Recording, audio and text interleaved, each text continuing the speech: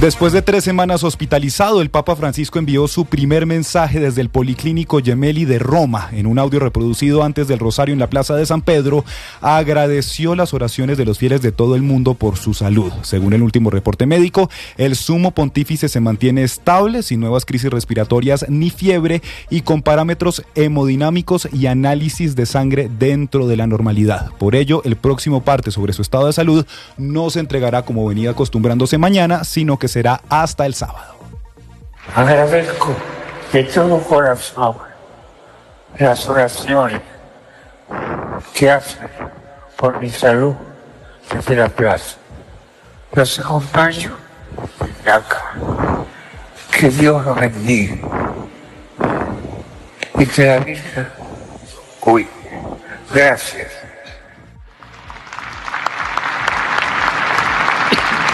Y en noticias de nuestro país, la reforma a la salud del gobierno Petro fue aprobada en su segundo debate allí en la Cámara de Representantes, en la plenaria, donde el proyecto recibió 90 votos a favor y 28 en contra. El ministro de Salud reapareció, Guillermo Alfonso Jaramillo, resaltando que la reforma comenzó ahora sí a destrabarse y espera que esa sea la misma historia en el Senado.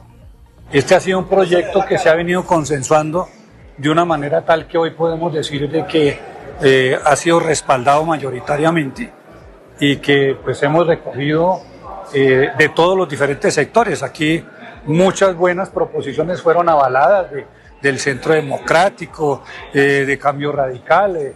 Hemos logrado que paulatinamente, con el esfuerzo de todas y todos los congresistas, pues tengamos un proyecto que comienza hoy a destrabarse. La reforma a la salud pasa ahora a la Comisión Séptima del Senado para su tercer debate. Y fue aquí, justamente en esta comisión, donde la primera reforma que presentó el gobierno Petro se hundió el año pasado. El ministro del Interior, Armando Benedetti, asegura que el gobierno tiene las mayorías en esta comisión, a la que además hay que tener en cuenta van a llegar al tiempo tanto la reforma a la salud que fue aprobada hoy como la reforma laboral.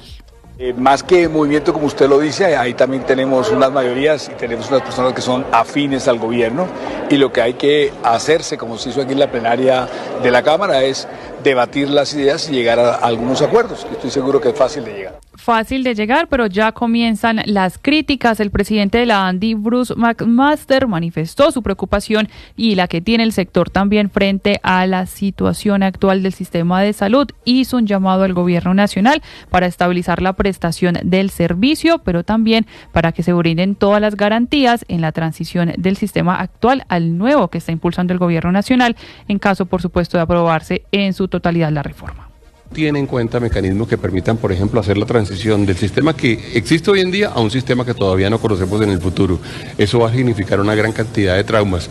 Y aquí, a diferencia de otros sectores, por ejemplo, infraestructura, donde uno aguanta las incomodidades que se produzcan, por ejemplo, por la construcción del metro, en el caso del sistema de salud, la gente no puede aguantar las incomodidades. La procuradora delegada de salud, Diana Margarita Ojeda, se refirió a los presupuestos máximos que debe el gobierno desde 2022.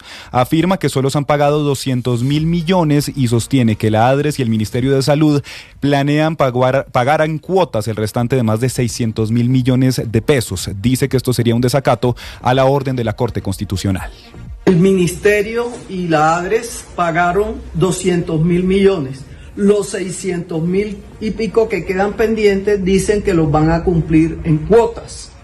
Y esa no es la orden de la Corte Constitucional. Y siguen los cambios en el gabinete. Luis Carlos Reyes se va del Ministerio de Comercio. El presidente Gustavo Petro aceptó su renuncia, de quien recordemos también fue director de la DIAN, que ya había sido presentada, como lo pidió el mismo mandatario, en ese Consejo de Ministros televisado, el primero, el que fue más polémico. El gobernador de Cundinamarca, Jorge Emilio Rey, radicó en el Ministerio de Ambiente una solicitud para suspender el plazo de observaciones sobre ese polémico proyecto de resolución de ordenamiento de la Sabana de Bogotá hasta que se convoque a los actores sociales e institucionales de los municipios afectados. Esto porque considero que dicho proyecto careció de diálogo, de conversación, de escucha y construcción colectiva. Además, porque así lo exige la Constitución y la ley.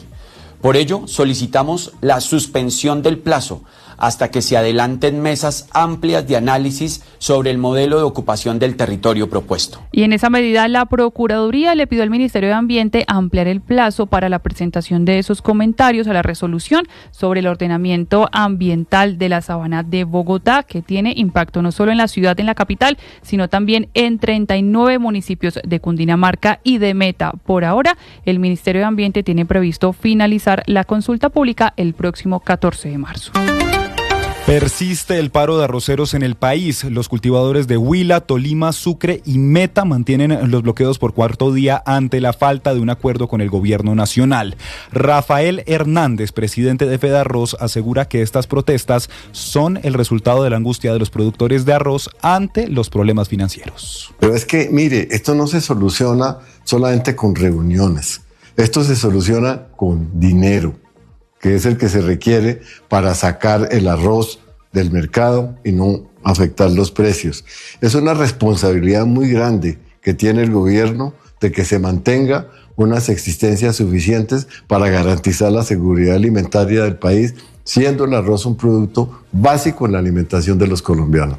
Y el registrador Hernán Penagos anunció que las elecciones del próximo año habrá un aumento en las mesas de votación, pasando de 112.000 a 127.000 en el caso de las legislativas y de 102.000 a 123.000 en el caso de las elecciones a la presidencia. Vamos a traer, por ejemplo, la biometría facial como mecanismo para verificar la identidad de los ciudadanos que se acerquen a votar.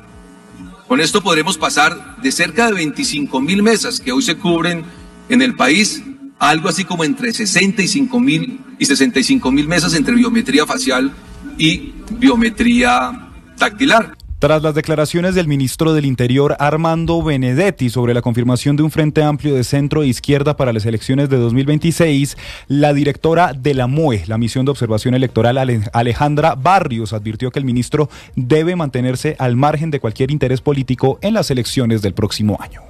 Que si el señor ministro participó o no en política, eso corresponde al señor procurador y a la Procuraduría definirlo. Ojalá defina lo más pronto posible y envíe mensajes clarísimos a la Procuraduría de no participación en política de funcionarios públicos. Lo peor que nos puede pasar en un proceso electoral que está cruzado por la violencia, que está cruzado por las dificultades de vigilancia a la financiación de las campañas políticas. Y el director de Prosperidad Social, Gustavo Bolívar, confirmó el giro de ayudas económicas para los adultos mayores que han tenido que salir desplazados en los municipios por la crisis de la violencia en la región del Catatumbo, 11 municipios en total. El presidente aprobó el pago de 8 cuotas a los adultos mayores de 230.000 pesos sin distingo de clasificaciones. Y ven, todos los adultos mayores de los 11 municipios expulsores, digámoslo así, no los receptores, van a recibir esa transferencia. Fitch Ratings mantuvo la calificación crediticia de Colombia en W positivo, pero rebajó la perspectiva de estable a negativa, abriendo la puerta a una futura rebaja en la nota crediticia del país. La calificadora advierte que el peso de la deuda, la incertidumbre fiscal, las reformas y el déficit en cuenta corriente fueron los factores para la revisión. Y 2 días después de que en Estados Unidos entraran en vigor los aranceles del 25% a México y Canadá, el presidente Donald Trump reconsideró esa ofensiva y anunció que va a pausar hasta el 2 de abril los aranceles, los impuestos para los productos que estén incluidos en el Tratado de Libre Comercio de México, Estados Unidos y Canadá. One for Canada, one for Mexico. Yes, sir. And I spoke to the president of Mexico, a wonderful woman, today, and we helped them out with the problem they were having to do with the tariffs, short-term tariffs. And we had a very good conversation.